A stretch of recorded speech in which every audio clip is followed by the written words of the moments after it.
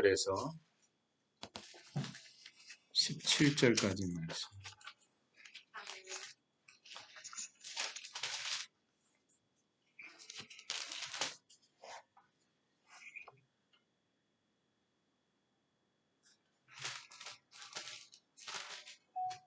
네, 19장. 다 다시셨죠? 제가 말씀을 한 절부터 1절부터 읽겠습니다. 나는 참 포도나무요 내 아버지는 그 농부라. 물은 내게 붙어 있어 열매를 맺지 아니하는 가지는 아버지께서 그것을 제거해 버리시고 무릇 열매를 맺는 가지는 더 열매를 맺게 하려 하여 그것을 깨끗하게 하시느니라. 너희는 내가 일러준 말로 이미 깨끗하여졌으니 내 안에 거하라. 나도 너희 안에 거하리라. 가지가 포도나무에 붙어 있지 아니하면 스스로 열매를 맺을 수 없음 같이 너희도 내 안에 있지 아니하면 그러하리라. 나는 포도나무요 너희는 가지라. 그가 내 안에 내가 그 안에 거하면 사람이 열매를 많이 맺나니 나를 떠나서는 너희가 아무것도 할 수 없음이라. 사람이 내 안에 거하지 아니하면 가지처럼 밖에 버려져 마르나니 사람들이 그것을 모아다가 불에 던져 사르느니라.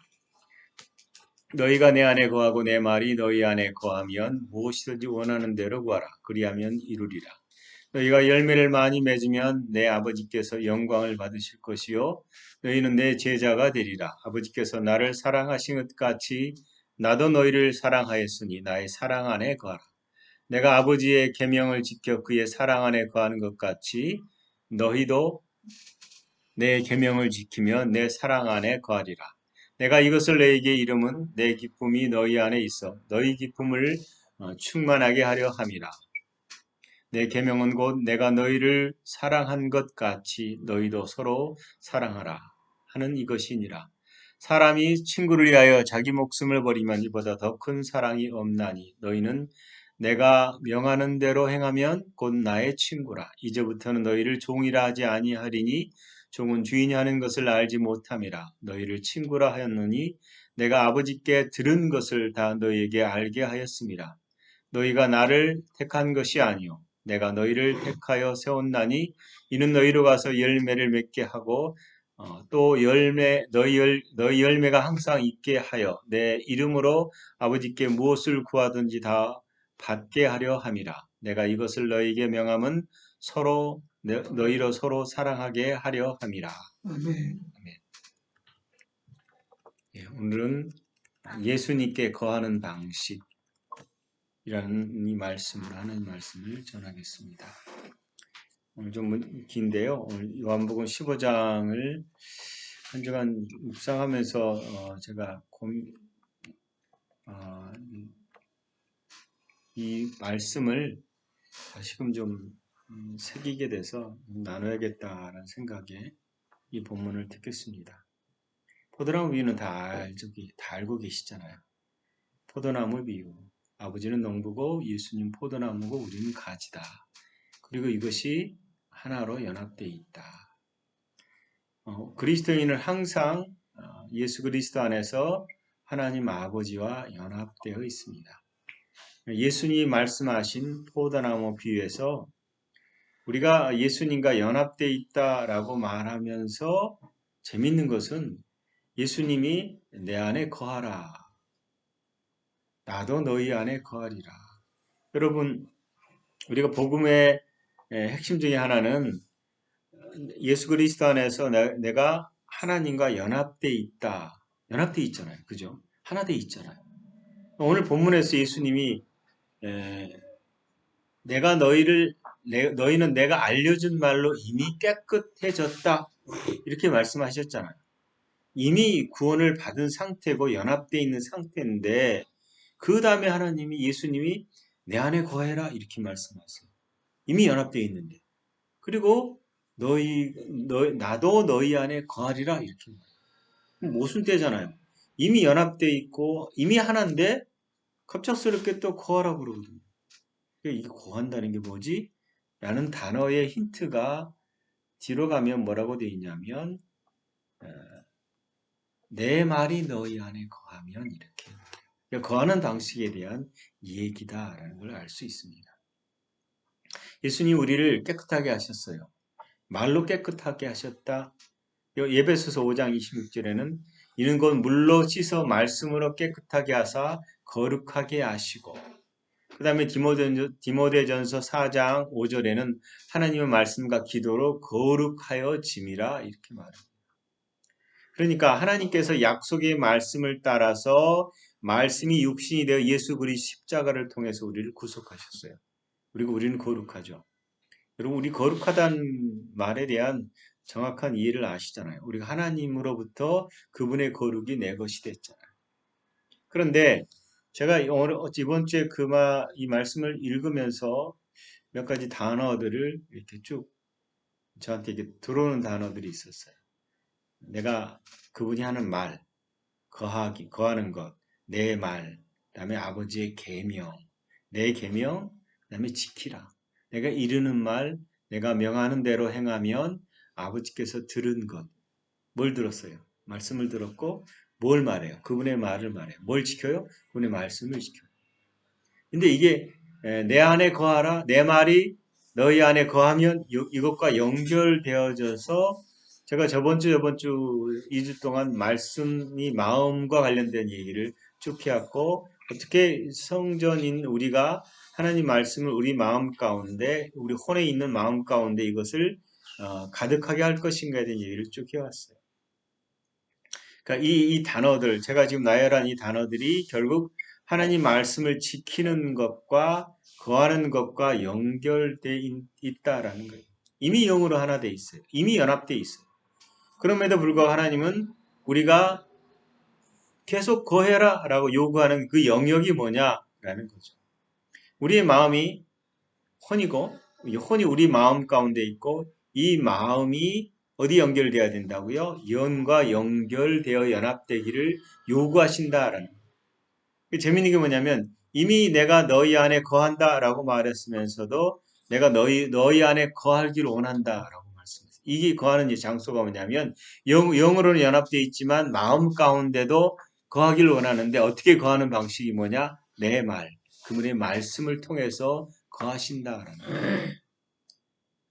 제가 늘 창조 얘기를 할 때는 생기를 하나님이 바디를 만들고 생기를 코에다 불어넣자 사람이 생혼이 된지라 생명과 혼이 연합된, 즉 영과 연합된 혼이라는 얘기예요. 그래서 혼은 영을 통해서 살아가는 존재지 몸을 통해서 뭔가를 얻어서 그걸 가지고 살아가는 존재가 아니다 이 말씀입니다. 사람이 하나님의 신성에 참여했지만 그 마음과 행동이 신성을 따라가지 않으면, 즉 하나님의 생명을 따라가지 않으면 열매를 맺되 무슨 열매를 맺어요? 가시엉겅퀴 저주의 열매들이 맺는 거예요. 열매를 맺긴 맺어요. 우리 삶 가운데. 근데 그것은 하나님으로부터는 생명의 열매가 아니다라는 거예요. 그래서 예수님은 말씀이 거하기 위해서 내가 이르는 말, 그 계명을 지키라. 그것이 말씀이 거하는 거다. 이 말씀인 거예요. 그런데 그 말씀이 근데 그 말씀 우리가 열심히 지키잖아요. 얘기할 수 있잖아요.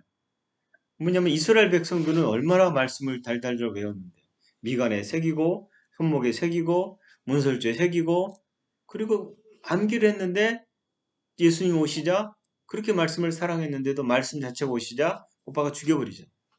이게 뭐냐면 말씀을 우리 중심으로 그들은 탈무드를 가지고 토라를 가지고 그러니까 탈무드 그 해석한 것을 가지고 성경을 봤어요.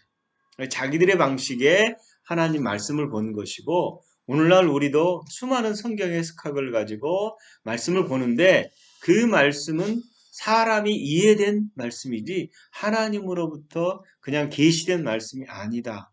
그런 점에서 그 말씀은 많음에도 얼마나 교회가 많고 얼마나 설교가 좋은 해석들이 많은데도 불구하고 그 말씀의 역사가 일어나지 않는다.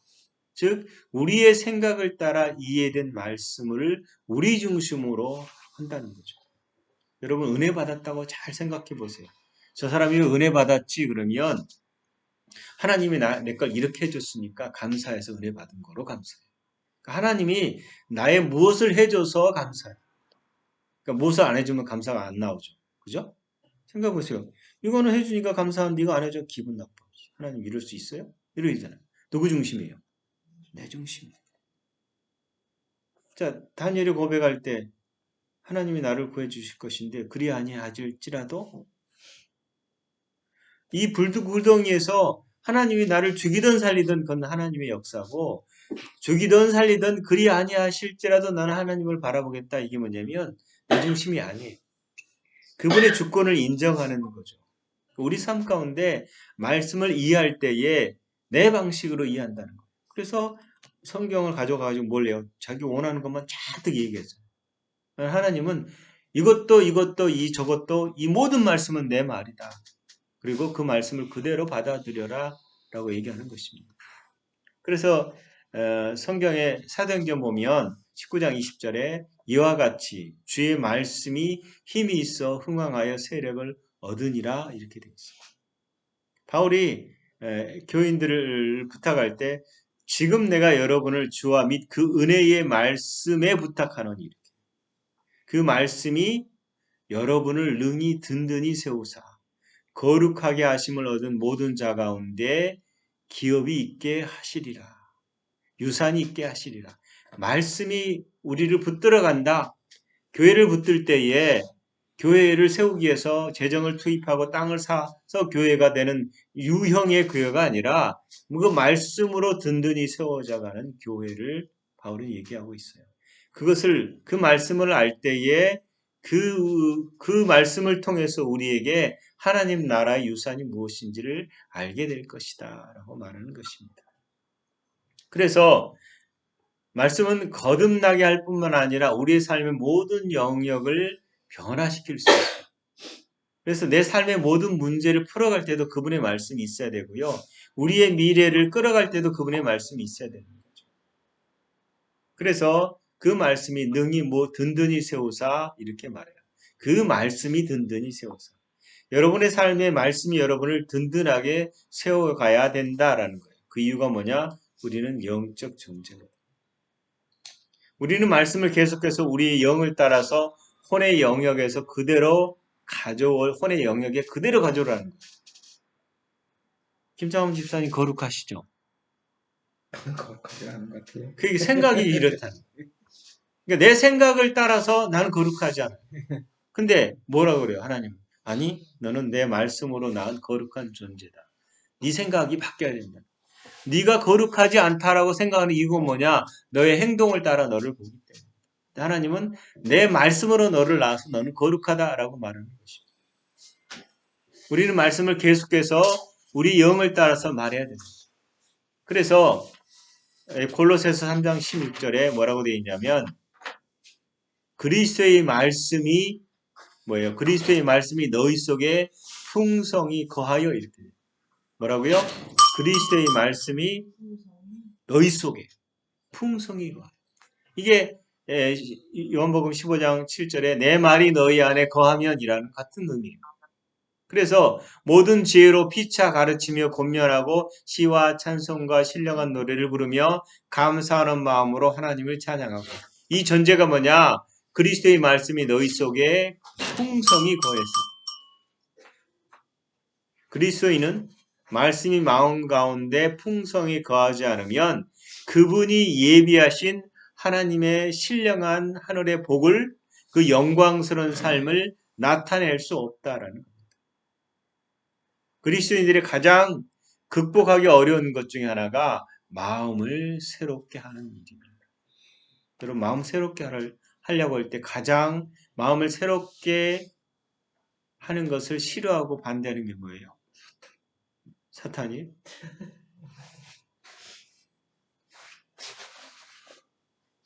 사탕일 수 있어요. 달콤하니까. 근데 우리의 옛자예요. 옛자라는 게 뭐냐면 내가 태어나서 자라오면서 배웠던 모든 사고체계.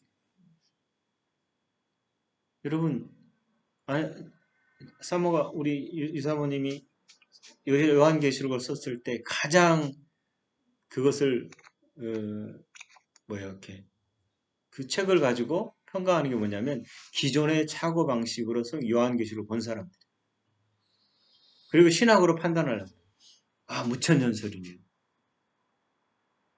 어떤 신학을 하셨어요? 이렇게 다 뭐예요? 기존의 바탕에 있는 사고로 보려고 그러는 거예요. 새로운 하나님의 계시들을 무슨 말이냐면 우리 삶 가운데 우리가 인식하고 지식을 쌓고 삶의 지혜를 얻었던 모든 이 세대 것들을 가지고 나를 생각하고 나를 바라봐요. 그러니까 김장원 지사님 거룩합니까? 했더니 내 생각에 내가 안 거룩해요. 그게 뭐예요? 어디서부터 온 거예요? 하나님으로부터 온 게 아니라 내가 경험한 나예요. 내가 생각했던 나. 근데 하나님 원하신 건 네가 생각했던 너를 보지 말고 내가 너를 새롭게 한 내가 말한 너를 너라고 인정해라. 이렇게 말하는 거예요. 왜요? 그분의 거룩으로 나왔으니까. 근데 우리는 그렇게 살지 않았어요. 지금도 마찬가지. 마가복음 7장 15절에 15절 16절에 뭐라고 말씀하셨냐면 무엇이든지 밖에서 사람에게 들어가는 것은 능히 사람을 더럽게 하지 못하되 사람 안에 나오는 것이 사람을 더럽게 하는 거예요. 사람 안에 내 안에 있는 거예요. 내 안에 있는 게 뭐냐? 그게 마가복음 7장 20절부터 나오는 거예요. 또 이르시되 사람에게서 나오는 그것이 사람을 더럽게 하느니라 이렇게 말씀하시면서 속에서 곧 사람의 마음에서 나오는 것은 악한 생각, 음란과 도둑질, 살인과 간음, 탐욕과 악독과 속임과 음탕과 질투와 비방과 교만과 우미함 이 모든 악한 것이 어디서 나와요? 다 속에서 나와요. 내 속에 있다는 거예요 이게. 근데 내 속에 있다는 게 어떤 거냐? 영이 아니에요. 옛사람으로부터 쌓여진 건데 사단의 본성을 따라 만들어진 인간의 욕심, 죄 덩어리예요. 이것을 십자가에서 못 박아버렸어요? 안 박아버렸어요? 박아버렸어요. 내가 아니에요. 근데 지금 나라고 생각하고 나는 부족해요. 나는 우울해요. 나는 슬퍼요. 미워요. 이렇게 얘기하는 거예요. 이게 뭐예요? 내가 옛사람으로 죽어버린 옛사람으로 반응하는 삶이죠. 구원받은 새로운 피조물이요 하나님의 거룩한 자녀임에도 태어나서부터 이 세대를 본받아 만든 마음, 변화되지 않은 마음으로 우리는 사는 거예요. 그렇기 때문에 하나님이 주시는 그 풍성한 하나님 나라의 유산을 누릴 수 없는 거예요. 왜 누릴 수 없느냐? 그건 하나님이 주셨지만 내가 안 쓰는 거예요. 돈을 1,000억을 줘도 내게 아니면 안 쓴다. 내 건데도. 이렇게 얘기하는 거예요. 내 거 아니잖아. 내가 왜 써요? 네 거라니까 못 믿겠어요. 너래니까 아니에요. 저는 죄인이에요. 저는 겸손하죠? 겸손한 게 아니에요. 교만한 거죠. 하나님 말씀을 듣지 않는 거. 구원받기 위해서 말씀을 듣듯이 뭐예요? 여전히 말씀이 우리 안에 거하도록 그 말씀이 나를 끌어가도록 우리가 살아야 됩니다. 로마서 8장부터 10장 10장 8절부터 10절 여러분 잘 알잖아요. 그러면 무엇을 말하느냐? 말씀이 내게 가까워 내 입에 있으며 내 마음에 있다 했으니 우리가 전파하는 믿음의 말씀이다. 내가 만일 내 입으로 예수를 주로 시인하며 또 하나님께서 그를 죽은 자 가운데 살리신 것을 내 마음에 믿으면 구원을 받으리라. 사람이 마음으로 믿어 의에 이르고 입으로 시인하여 구원에 이르느니라. 자, 그러면 잘 보세요. 구원을 이루는 방식이 듣는 것, 마음으로 받아들이는 것, 입으로 시인하는 것. 3단계잖아요. 들었어요? 그걸 마음으로 받아들여요. 자, 김창환 집사님, 거룩하시죠? 들었죠? 마음으로 시인하시요. 그리고 입으로 뭐라고 돼요? 나는 거룩하다. 이렇게 말하는 거예요. 자, 너는 부족함이 없다. 그러면 들었어요? 그럼 그래, 나는 부족함이 없구나. 그다음 뭘로 말해요? 입으로 나는 부족함이 없습니다. 요 3단계 방식이에요. 이 믿음의 삶의 방식은 요 3단계예요. 간단하잖아요. 하나님이 너는 항상 너와 함께 하겠다. 들었어요? 느낌에 나는 주님이 안 계신 것 같아. 그럼 입으로 뭐래요? 안 계시는데요? 이렇게 들었으면 마음으로 그걸 accept 받았으면 인정하라는 거예요. 네 느낌과 상관없이.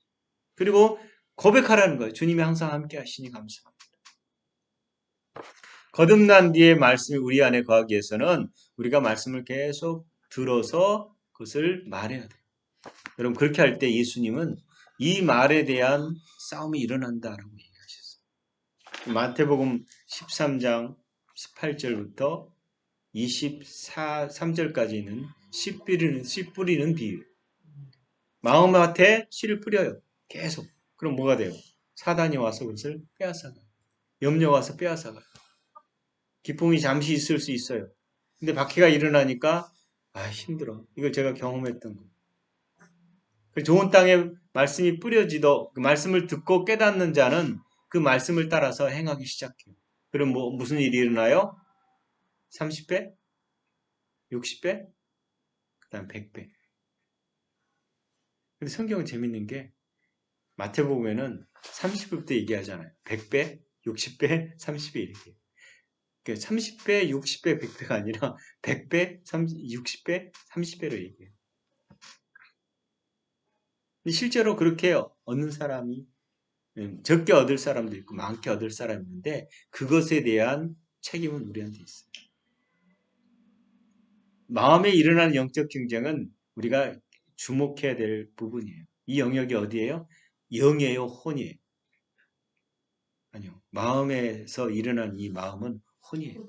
그러니까 사단이 우리 유사모님이 얘기하잖아요. 그 성전 바깥들 얘기하잖아요. 마음과 육신적인 것을 누가 공격해요? 사탄이. 사단이 공격해요. 짓밟아요. 그래서 흔들어요. 근데 이것을 잘 지켜야 되는 거예요. 저번 주에 이제 마음을 잘 지켜라. 생명의 근원이 여기서 남이라고 그랬죠.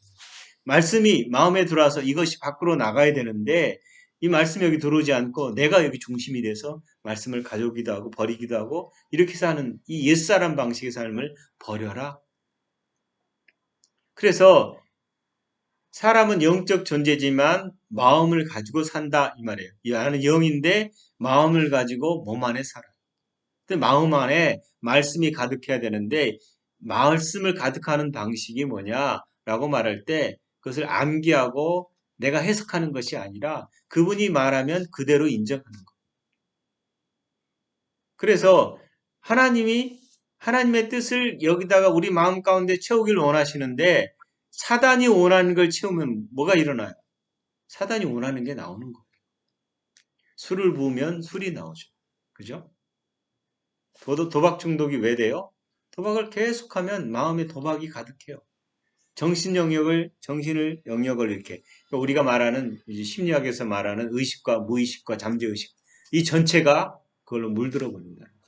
하나님은 이 전체를 뭘로 갖길 원하세요? 말씀으로 가득하게 원하시죠. 새롭게 됐다면 우리는 영을 따라서 이제 살 수 있는 구조가 생긴 거예요. 전에는 영이 그 기능을 할 수 있을 수 없는 게 죽어버렸어요. 성령이 강권적으로 구약에는 선지자와 왕과 제사장에 임해서 계시가 일어났지만 그러지 않는 이상에는 짐승과 똑같아요. 사람인데도 감각을 따라서 살았어요. 그래서 성경에 보면 예수님이 왜 귀신 쫓겠어요? 복음서에 보면 귀신을 쫓아내요. 오늘날 귀신 쫓으면 신사더라고요. 이상하다고 그래요. 근데 실제로 영의 싸움이었어요. 우리의 싸움은 육과 혈의 싸움이 아니라고 그랬잖아요. 영과 영의 싸움이에요. 그래서 예수님의 사역에서는 귀신 쫓는 게 중요한 사역 중에 하나였어요. 말씀이 들어가고 가르치고 전파하고 그 다음에 쫓아내고 고치고 뭘 쫓아내요? 사단을 쫓아내요. 귀신을 쫓아냈어요. 어둠의 영들이 쫓겨나고 성령님으로 우리 마음의 소유권을 등기를 끝내서 그래야 우리가 평강과 자유를 얻어요. 마음은 성령님의 다스림이 있을 수도 있고 없을 수도 있어요. 사단이 다스릴 수도 있어요. 사단에게 내어질 수도 있다는 거죠. 그게 씨 뿌리는 비유에서 일어나는 것들이에요. 박해, 염려, 재물의 유혹, 갖가지 방해들이 우리 마음의 말씀의 씨들이 자라지 않도록 방해를 한다라는 거예요. 그래서 이것이 우리 삶 가운데 어둠의 영이 우리 세력을 넓히고 지속적으로 열매를 맺지 못하게 하는 이유예요. 왜 악한 영들이 우리 주변에 도망가지 않을까요? 그 이유는 우리 마음에 자유가 없어서. 자유가 없다는 말은 뭐냐면 여전히 옛사람의 영향을 따라 살면서 그것을 문제 삼지도 않아요. 의심하지도 않아요. 내가 말하는 것이 문제 있다고 생각하지도 않아요. 죽어버린 옛사람의 영향력을 따라서 살아요. 그런데 하나님으로부터 오는 믿음을 따라 살면 자유를 얻어요. 자유는 믿음의 힘으로 사는 사람들에게 주어진다라는 거예요. 믿음의 힘이 뭐예요? 여러분, 자유롭게 살고 싶은데 원하는 대로 살고 싶지만 힘이 없으면, 여러분 포로되면 자유롭게 못 살잖아요. 그죠? 그런 경우가 많아요. 가장 힘 있는 사람은 어떤 사람이냐면 가장 힘이 있으신 성령의 생명의 힘이 풀어져서 함께하는 삶. 우리가 양으로 생명을 얻고 더 풍성히 얻어야 돼요. 근데 양으로 생명을 얻는 것은 구원이에요. 그다음에 더 풍성히 얻는 것은 뭐예요? 우리의 마음. 그다음에 우리의 육체 가운데 뭐가 가득해요? 하나님의 생명. 예수님은 어제나 오늘이라 동일하시다. 이 말은요. 2000년 전에 그분이 오늘도 동일하신 분이세요. 예수님께서 일하셨던 그대로 일하세요. 이게 비밀이에요. 어둠의 영향력에서 두려워하고 불안해하는 것은 기도가 아니고 기도가 아니에요. 걱정입니다.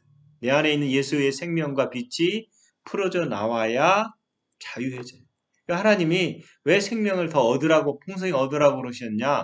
우리 마음 가운데 성령의 생명의 힘, 생명이 넘치지 않으면 우리가 참된 자유의 삶을 살 수 없다는 거예요. 세상에서 가장 강한 자이신 예수님께서 우리 안에 계시다는 것을 믿을 때 그 일이 이루어집니다. 여러분, 내가 할 수 있을까요? 나를 보면 예수님이 계시지 않은 것 같아요. 아니, 근데 계신다면 내가 이런 행동하겠어요? 이게 뭘 보냐면 자신에게 집중하는 거예요. 누구에게 집중해요? 나를 보고 지금 집중하는 거예요. 그분이 말씀하신 것을 집중하는 것이 아니라 현실의 옛사람을 따라 있는 나를 보고 에이, 내가 정말 그럴까요? 난 안 돼요. 목사님이나 하지. 이렇게. 우리 안에 계신 예수님을 바라보라. 그분께서 일하시며 역사를 이루어내신다는 거예요. 예수님께서 우리 안에 있으시지만 우리가 그것을 인정하지 않으면 그 생명의 능력이 나타날 수 없다는 거예요. 그러므로 예수님이 그런 삶을 원하신다고 말씀하실 때에 내가 그런 삶이 네 안에 있기를 내가 원한다라고 말할 때 주님 저도 원해요. 주님이 내 안에 역사하기를 원하신 것처럼 저도 그렇게 원해요. 주님이 제 안에 계신 것을 저는 믿고 그 주님이 하신 것처럼 내가 말하기를 원해요. 라고 인정하시라는 거예요. 여러분 느낌에 의존하지 마십시오. 아무리 말씀을 들어도 그건 내게 적용 안 되는 것 같아. 어떤 사람은 좀 기다려봐요. 내가 좀 더 깨끗해진다면. 느낌이 우리의 많은 생활을 좌우해요. 그 느낌과 판단이 합해질 때에 강한 방음막이 생겨요. 그래서 성령님이 우리 안에 역사하는 것을 방해해버려요. 얇은 풍선은 금방 터지지만 단단한 풍선은 잘 안 터지잖아요. 그것처럼 우리 안에 방어막을 가득 차가지고 그분이 역사하는 것을 막아버린다는 거예요. 주님께서 말씀하신 언약을 붙잡고 주님께서 내 안에 계신 것을 믿는다고 담대하게 고백해야 돼요. 가장 강한 분이 예수님이시고 그분의 생명이라고 우리 안에서 대신 사시는 분이라고 고백하셔야 돼요. 예수님 십자가에서 완성하신 그 집이 우리 집이 되기를 우리가 소망해요. 이것은요, 여러분 한 개인 성도들의 문제이기도 하지만 교회의 문제이기도 해요. 교회가 권세 있는 곳이에요. 그렇잖아요. 교회는 권세 있는 곳인데 세상은 도둑질하는 잡다한 영, 악한 귀신들, 정욕, 그리고 세상 가치관에 자기 의의를 따라 사는 곳이에요. 세상에서는 내가 그래도 자존심이 있지, 나는 가오가 있는데 자기 힘으로 사는 것이에요. 그게 멋지다고 생각해요. 사실 자존심이 뭐냐면 자아의 최고의 단계. 여러분 그리스도인들은 자존심으로 살지 않습니다.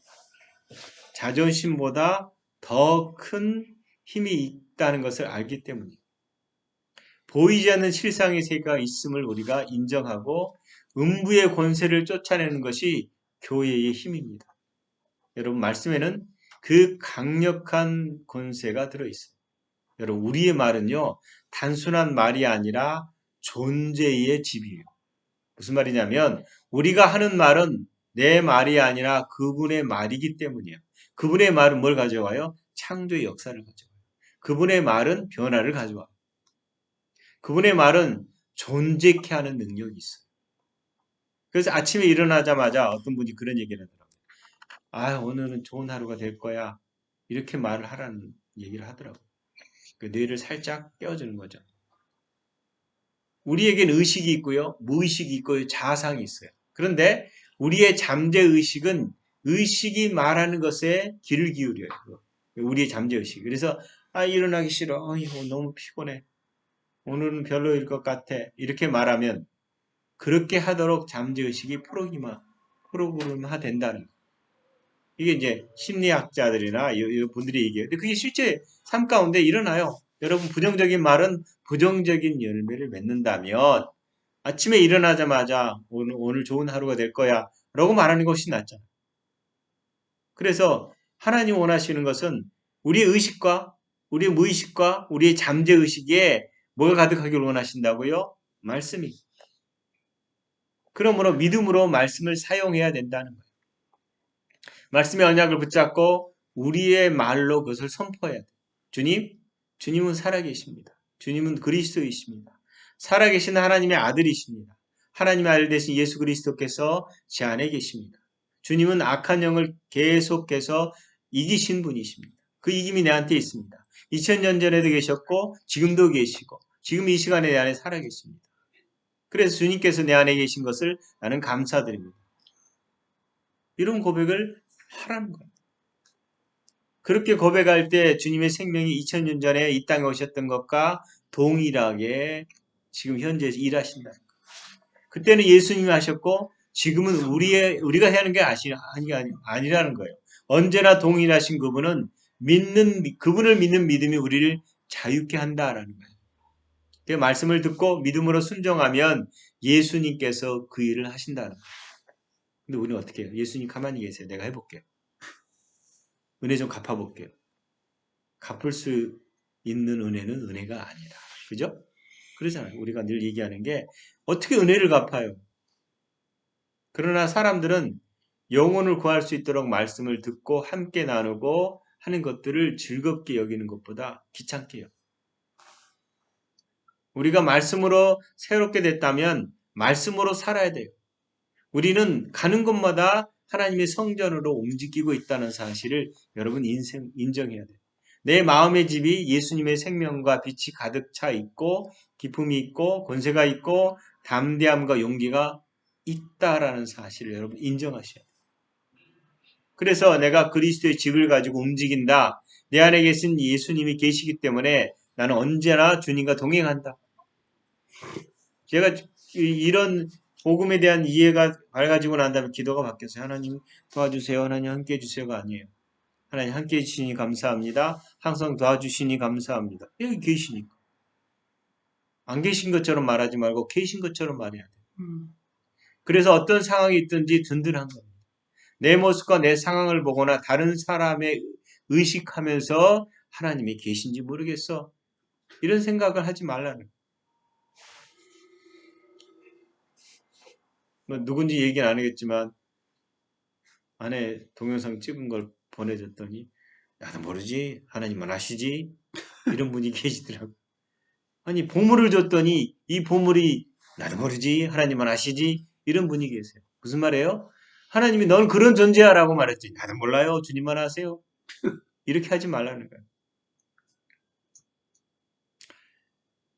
인생살이의 모든 것을 정해야 될 때, 무거워질 때, 힘들고 힘들어질 때, 그때마다 내 안에 계신 성령께서 인도하신 대로 내가 산다.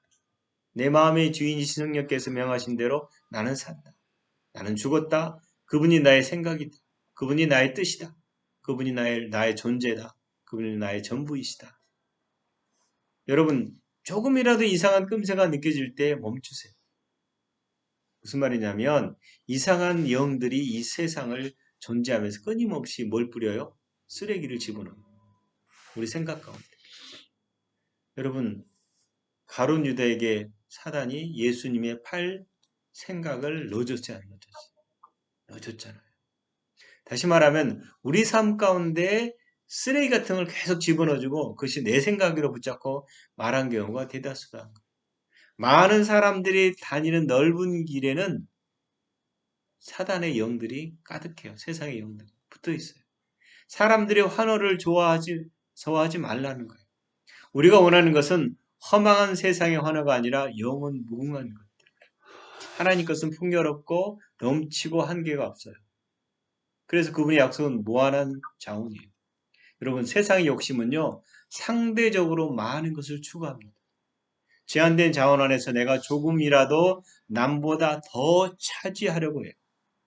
그래서 세상의 자원은 한계가 있기 때문에 그 과정에서 뭐예요? 괴로움과 고생이 뒤따릅니다. 그런데 주님께서 주시는 것은 무궁하고 천군 천사가 그 자원을 든든하게 지켜준다는 거예요. 그래서 우리 마음은 내 집이 아니라 하나님의 집이다. 여러분 기억하십시오. 하나님은 무한히 부요하시기 때문에 무상으로 그분의 아름다운 집을 지어주셨어요. 그래서 하나님의 이 속성, 무한한 속성이 그분께 드리면 드릴수록 자원이 불어나지 줄어들지 않아요. 세상의 법칙과는 달라요. 세상의 자원은 내 것을 주면 줄어들어. 근데 그분의 자원은 드리면 드릴수록 베풀면 베풀수록 늘어나요. 그래서 겨자씨 같은 믿음이 30배, 60배, 100배로 돌아오는 후한 은행이다. 그래서 우리가 그 풍요한 곳에 우리 자원을 내어 맡기라는 거예요. 우리가 그러잖아요. 은행에 더 많은 이자를 주는 곳으로 저축하려고 그러잖아요. 근데 하나님 것은 무한으로 주시는 분이세요. 그래서 우리 신앙생활과 삶에서 이런 후한 경험, 하나님의 풍성한 경험을 자꾸 맛봐야 돼요. 이것을 경험해서 내 것으로 만들지 않고 내면화하지도 않으면 언제나 관념 속에 쏘가요. 그러니까 손과 발을 움직여 직접 해보면 알게 되잖아요. 하나님 음성을 듣고 말씀을 듣고 믿음으로 결단해 살 때에 열매를 맺어요. 여러분, 왜 이게 안 될까? 내가 쫓으면 그놈이 안 도망갈까? 내 삶에 계속 어려움이 왜 있을까? 이 영역이 있다면 첫 번째는 믿음이 없기 때문이고요. 자, 믿음은 들음에서 납니다. 우리는 주님의 말씀을 듣지 않고 흘려버릴 수 있어요. 대신에 세상의 엉뚱한 말을 많이 들을 수 있어요. 자, 믿음이 없는 것 둘째는 뭐예요? 듣고도 행하지 않기 때문에. 말씀을 들은 다음에 믿고 행동해야 되는데 안 해요. 믿는 사람들의 행동이라는 것은 뭐냐면 천국의 비밀을 전하는 거예요. 행동한다는 말은 전도의 발을 묶고 말에 권세가 있는 사람들이 묶인 사람들이 있어요. 전해야 되는데 전하지 않아요. 전하러 가지도 않아요.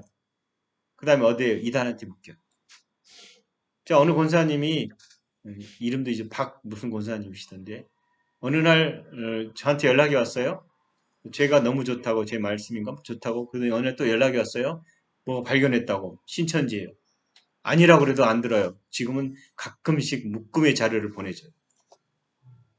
신천지 자료를. 거기에 빠져가지고.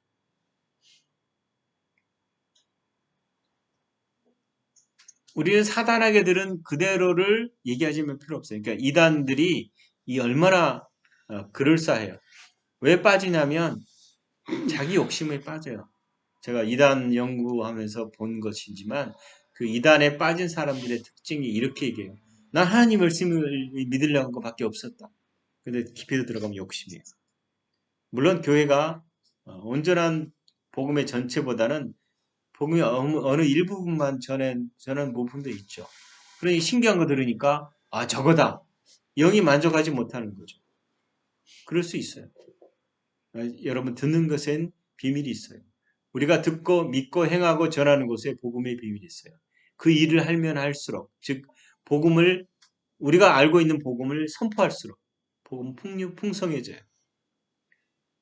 그래서 믿기 어렵게 하는 것이 합리적인 말들. 자신이 자꾸 마음에 들어올 때 이해가 안 돼. 그리고 요거는 이해돼. 그러면 여러분 기복과 주술과 율법에 묶인 말들은 여러분 문 안으로 들어온 걸 막으십시오. 교회의 권세가 바로 여기에 있어요. 교회는 전통과 관습 위에 세워지는 것이 아니에요. 그냥 말씀에 세워지는 거예요. 제가 복음을 나눌 때 힘든 게 뭐냐면 이미 이 고정된 것을 가지고 뭘 얘기하면 딱 잣대로 이건 아닌데 이건 맞아 이렇게 얘기하는 거예요. 우리 신학에서 많은 걸 배우지만 신학의 전체는 아니다. 무조건 나쁘다고 얘기할 수는 없어요. 왜냐하면 그걸 통해서도 하나님이 일하시니까. 그러나 여러분 우리의 마음이 어떤 것에 묶여 있는지를 살펴봐야 돼요. 여러분 미움에 묶여 있어요? 시원하게 용서해 주십시오. 여러분 미움의 배후에는 표면보다 더 거대한 것, 즉 자기 애와 욕심이 도사리고 있다라고 말해요. 계속해서 남의 잘못을 기억하면서 원한을 품지 마세요. 선장원님은 그렇게 얘기하시더라고요. 그것은 상대방에게 에너지를 주는 것이다. 상대방이 나를 어떻게 해요? 사로잡게 돼버리는 것이다. 용서라는 말은 뭐냐면 내가 에너지를 갖는 거예요. 내 에너지가 더 크게 되는 건데 미워하면 그 미움이 나를 사로잡는다. 상대방으로부터. 그다음에 그러니까 원한을 맺지 말라. 한이 맺힌 것을 풀어달라. 풀어주라. 묶인 것을 풀 때에 예수님의 생명이 움직이신다. 예수님께서 우리 마음에 자유롭게 움직이지 못하게 된 것을 풀어주십시오. 그러니까 예수님이 하나님의 생명으로 흘러가려고 그럴 때 내가 묶어버리기 때문에 흘러갈 수 없다는 거예요. 그렇다면 어느 것이 묶여있는지를 무엇으로 묶여있는지를 욕심으로 묶여있는지 정욕으로 묶여있는지 미움으로 묶여있는지 용서하지 않는 것으로 묶여있는지를 찾아보고 그걸 풀어주라는 거예요. 시편 107편 20절에 보면 그가 그의 말씀을 보내어 그들을 고치시고 위험한 지경에서 건지시는도다 라고 말해요. 말씀이 고치고 쫓아내고 이렇게 해요. 이 말씀은 태초부터 있었던 예수 그리스도의 말씀이에요. 우리가 다만 그분의 말씀을 듣고 믿고 행하고 전하면 된다라는 거예요. 여러분 말씀을 들으면서 마음에 감동이 온다면 내 입술로 그것을 옮겨 전해야 돼요. 고백하는 거죠. 그것을 위해서 하나님을 아는 바른 지식을 쌓아야 돼요. 많은 행동보다 하나의 올바른 지식이 굉장히 중요해요. 이게 여러분 사람들을 보통 프레임으로 이렇게 묶어버리잖아요. 정광훈 목사님의 프레임이 있어요. 거기에 묶인 사람들이 굉장히 많아요. 그리고 그걸 반대만 하면 바로 뭐예요? 빨갱이가 돼요. 근데 진보주의 분들은 또 그 프레임이 있어요. 이게 이제 편집 확증증이라고 그러나요? 그래서 그렇게 보는 사람도 있습니다. 우리는 그리스도 안에서 말씀으로 바른 지식을 가져야 된다. 그래서 그 바른 지식을 가지고 기도하면 그리고 행동할 때 하나님 역사가 일어나요. 또 우리가 알아야 될 게 있어요. 여러분 사단이 가지고 있는 법이 있어요. 우리가 가지고 있는 법이 있고요. 사단은 이 법칙이에요. 무슨 법일까요? 걔네들이 반드시 지켜야 될 법. 죄와 사망의 법. 우리는 생명의 성령의 법. 귀신은 절대로 빛의 길을 생수가 흐르는 길로 다니지 않습니다. 죄와 사망의 법을 따라요. 그래서 하나님의 자녀들을 방어하기 위해서 몸이나 그 다음에 뭐예요? 정신을 괴롭게 할 수는 있지만 영의 영역은 차지할 수 없어요. 그래서 우리가 영이라는 사실을 알아야 돼요. 근데 내 말이 영이요 생명이니 즉 말씀을 따라 살아갈 때에 사단은 굴복할 수밖에 없어요. 오직 인간의 자원에서 마음과 행동의 생각을 주어야만 사단이 그걸 들어오는데 내가 그걸 허락해요. 옛사람을 따라서. 그렇기 때문에 우리 안에 계신 생명의 성령의 법을 그들이 건들 수 없다면 생명의 주인이신 예수님이 나와 함께 계신다는 것을 여러분 인정하셔야 돼요. 그 다음에 믿음을 통해서 가장 강한 분이 내 안에서 그들을 결박할 수 있다는 사실을 여러분 인정하셔야 돼요. 여러분 고백할 때 주님은 가장 강한 자이십니다. 음부의 권세를 이기셨습니다. 제 입술의 말과 발걸음과 행동을 통해서 주님께서 말씀하시고 예수 그리스도의 이름으로 역사해 주십시오. 고백하세요. 이렇게 기도하세요. 그래서 하나님이 우리가 그 말씀의 대언자들이거든요. 그래서 꼭 그렇게 기도하시죠. 하나님, 근원의 말씀이 온 세계에 퍼져나갈 수 있도록 기도해야 돼요. 여러분, 하나님 말씀이 내 입술을 통해서 온 세계에 퍼져나가면 세상이 다스려지는 거잖아요. 하나님의 통치라는 게 뭐예요? 우리가 그분의 말씀을 대언하는 거거든요. 내가 이해한 것으로 내가 해석한 것이 아니라 그분의 말로 그대로 통치하는 거예요. 예수 이름으로 주님이 우리에게 질병을 가져가셨으니까 떠나가라.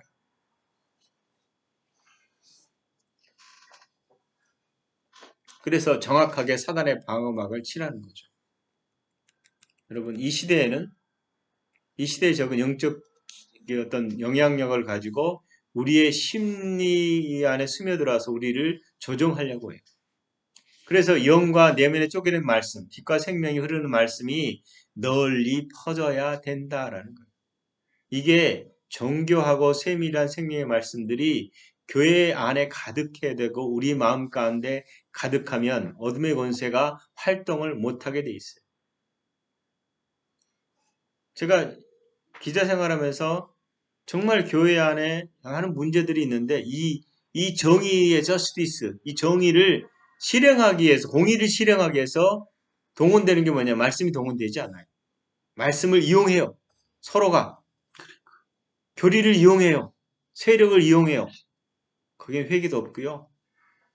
정말 어떤 분이 저한테 계속 이거 좀 써주세요라고 보내는데 일반적인 사회적 관점으로 문제가 있어요. 근데 쓰고 싶지가 않아요. 난 저기에 매달리고 싶지가 않아서 안 써버려요. 근데 미안하더라고요. 왜냐하면 이 문제의 정확한 관점은 예수 그리스도인데 참 힘들다. 이게 나쁜 줄 알고 좋은 줄 아는데 휘말리고 싶지가 않을 때가 있더라고요. 진리의 가장 기본은 우리 마음이 예수 그리스도가 거하시는 집이다. 그러니까 우리 안에 계신 예수님께서 어둠의 권세를 물리치신다는 걸 여러분 믿으십시오. 믿음으로 강력하게 행동하면 역사가 일어납니다. 주님은 살아계신 그리스도이십니다. 주님은 하나님의 아들이십니다. 이 고백이 누구 고백이에요? 베드로 고백인데 나의 고백. 이 고백 위에 교회가 있어요. 음부의 권세가 너희를 해하지 못하신다고 하던 말씀을 믿고 행동하는 거예요. 이렇게 말할 때에, 이렇게 고백하고 나갈 때 세상에 가는 곳마다 사단의 권세가 깨어질 겁니다. 여러분 믿음을 사용하십시오. 믿음의 말을 하라는 거예요. 여러분 단순하게 믿으십시오. 신뢰와 사랑으로 감사함으로 늘 실천하라는 거예요. 내 말이 너희 안에 거하면 그 다음 뭐예요? 내 말이 너희 안에 거하면 이게 비밀이에요. 여러분 하나님 말씀을 그대로 그분이 말한 그대로 그분이 말한 나에 대해서 너는 건강하고 지혜롭고 거룩하고 부족함이 없고 너는 사랑 덩어리다 라고 말했을 때 예, 그렇습니다. 나는 그런 존재입니다. 나는 변화시키는 존재입니다. 나는 회복시키는 존재입니다. 나는 아버지 영광을 드러내는 존재입니다. 아버지께서 나를 영화롭게 하셨으므로 나는 영화롭게 하는 자입니다. 여러분 그런 고백이 이 세상을 나를 변화시킬 것입니다. 여러분 한 개의 삶을 살지 말고 믿음으로 무한대의 삶을 사는 여러분 되시기를 예수 그리스도의 이름으로 축원합니다. 기도합니다. 하나님 우리를 부르시고 의롭다 하셨음을 감사합니다. 우리를 부족함 없게 하신 것을 감사합니다. 우리가 지혜롭고 건강하고 온전함을 감사합니다. 우리 안에서 우리의 전부가 되신 예수님 감사합니다. 하나님 우리의 생명의 능력이시고 예수님 우리의 생명의 능력이시니 감사합니다. 우리가 항상 이 잃은 자로 있게 해주셔서 감사합니다. 성령께서 우리 가운데 기름 부음으로 함께 하시니 감사합니다. 우리가 아버지 약한 자도 아니고 이긴 자요 이 땅에서 하나님의 통치를 하나님의 영광을 드러내는 자임을 감사를 드립니다. 내 안에서 생명으로 충만하여 주셔서 우리의 고백을 통해서 아버지 역사와 영광이 나타나게 하시옵소서. 항상 감사합니다. 예수님 이름으로 기도합니다. 아멘.